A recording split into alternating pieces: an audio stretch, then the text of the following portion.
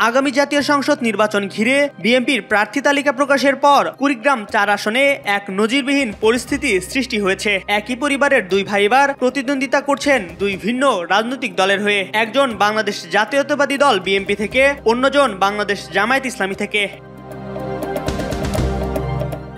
সোমবার বিএনপি মহাসচিব মির্জা ফখরুল ইসলাম আলমগীর ২৩৭টি আসনের সম্ভাব্য প্রার্থীর নাম ঘোষণা করেন। এর মধ্যে কুড়িগ্রাম ৪ আসনে প্রার্থী হিসেবে ঘোষণা করা হয় রৌমারী উপজেলা বিএনপির সাবেক সভাপতি ও বর্তমান আহ্বায়ক কমিটির সদস্য আজিজুর রহমানের নাম। অপরদিকে একই আসনে জামায়াত ইসলামী তাদের প্রার্থী হিসেবে ঘোষণা দিয়েছে আজিজুর রহমানের ছোট ভাই রৌমারী উপজেলা জামায়াত ইসলামীর সাবেক আমির মোস্তাফিজুর রহমান মোস্তাককে। স্থানীয় রাজনৈতিক বিশ্লেষকদের মতে কুড়িগ্রাম ৪ আসনটি ঐতিহাসিকভাবেই গুরুত্বপূর্ণ। বিএনপি ও জামায়াত উভয় দলেরই শক্ত ঘাঁটি হিসেবে আসনটি দীর্ঘদিন ধরে পরিচিত হয়ে আসছে।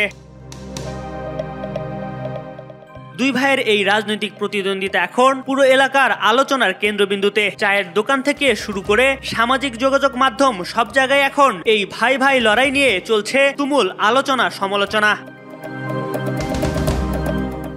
জামায়াতের প্রার্থী মোস্তাফিজুর রহমান মোস্তাক বলেন, আমার বড় ভাই বিএনপির সম্ভাব্য মনোনয়ন পেয়েছেন। যদি তিনি চূড়ান্ত প্রার্থী হন তবু তিনি আমাকে পরাজিত করতে পারবেন না, কারণ জামায়াতের জনপ্রিয়তা এখন অনেক বেড়েছে। দুই ভাই প্রার্থী হলেও নির্বাচনে এর কোনো নেতিবাচক প্রভাব পড়বে না। অন্যদিকে বিএনপির প্রার্থী আজিজুর রহমান জানান, আমাকে প্রার্থী হিসেবে ঘোষণা না করা হলে আমার পারিবারিক প্রভাবের কারণে আমার ছোট ভাই নির্বাচনে সুবিধা পেত, কিন্তু এখন মাঠের চিত্র ভিন্ন। জনগণ আমাকেই চায়, কারণ আমি সবসময় তাদের পাশে থেকেছি।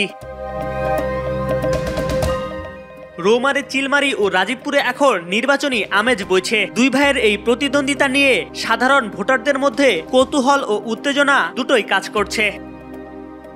এম আর আকাশ, আজকাল।